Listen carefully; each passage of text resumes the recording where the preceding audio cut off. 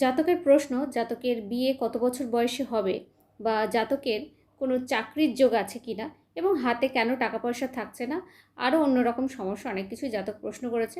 তাই ছোট্ট একটা ভিডিওর মধ্যে বুঝিয়ে দিচ্ছি। দেখুন, আপনি যে প্রশ্নটা করেছেন সেটা হচ্ছে, সবার আগে আমি আপনার জব নিয়ে কথা বলি।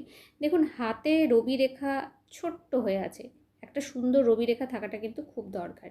সেটা আপনার নাই, তাই জব আপনি পাবেন, তবে খুব একটা ভালো আকারের জব পাবেন সেটাও বলবো না, তবে ঠিকঠাক জব পাবেন।